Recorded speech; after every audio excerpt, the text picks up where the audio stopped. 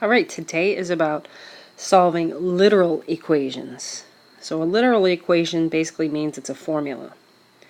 And a formula has letters, extra letters in it. And that's all. So try these for a second. All right, so these equations, notice this one got 16, and just be careful with this one. If you got a positive 7, make sure you remember to keep that negative on that 2 there. Okay, see, literal equations have extra letters in it. The one that you're solving for, when they say solve for x, that's the one that you want to keep on its side. So this one's got an x here. So keep this x here, and we got to get rid of all this other stuff. So in this case, I want to get rid of the negative 3b first. Okay, get rid of things that are farthest away from the variable that you want first. So the 3b needs to be gotten rid of, so I simply just add 3b. So 2x equals 15 plus 3b. I can't add 15 and 3b, they're not like terms, so that's all I can do. And then this is 2x, so it's 2 times x, so I divide by it to get rid of it. And that's it, that's all you can do. X equals 15 plus 3b over 2. It's actually slightly easier than regular equations because you don't have as much math to do, I guess. You just kind of leave everything. Alright, so this one. Now notice we're solving for x again. It's the same directions as the last problem. We're solving for x, but notice x is on both sides of the equation. So when we're on both sides of the equation here, we should combine those two first. So I'm going to move the 3x. Simply, I'm just doing it because I don't like negatives. So those get subtracted, and 5a equals 2b. Now these two are like terms, so I can combine them, plus 7x.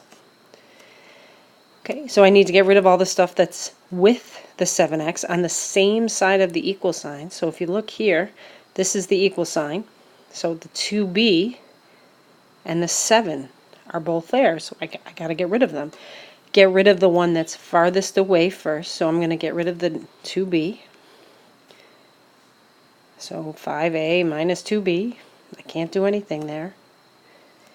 And I got to get rid of the 7, it's 7 times x, so I divide by 7, and that's it. I realize it looks complicated, but that's all there is to it. There's really, you can't do any math. Okay, try this one on your own, see if you can do it, and then we're going to go through it. Alright, so hopefully you got that. I'm solving for, in this case I'm solving for b. Hopefully you read your directions. So here I'm solving for b. Those are the two I want to keep together. Just to mess with your head, apparently. So combine those, make sure those are together. So these two go away and I'm left with 3x. 3b and 2b is 5b plus 8x. So I'm going to combine my move the variables. Whatever, we're just solving here. Whatevs. Okay, I'm solving for b, and it's really tough to keep remembering that I'm solving for b. This is what I'm solving for, so I want to get rid of the 5. And so this actually cancels out, and I'm left with negative x equals b. Right, that one was a little confusing, but it's really just math, and remember you were solving for b there, so just be. Okay, here we're solving for h, so try this one on your own, and we'll solve it. So here we are. So we want h by itself, so I have to get rid of everything that's around h. So get rid of the 3x first, and these two can combine.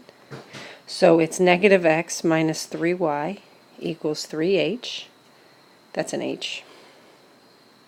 There we go. And we have a 3 here that's connected to the h, so I simply divide by it. And that is all you have to do. Don't try crossing stuff out. Just leave it. You are done.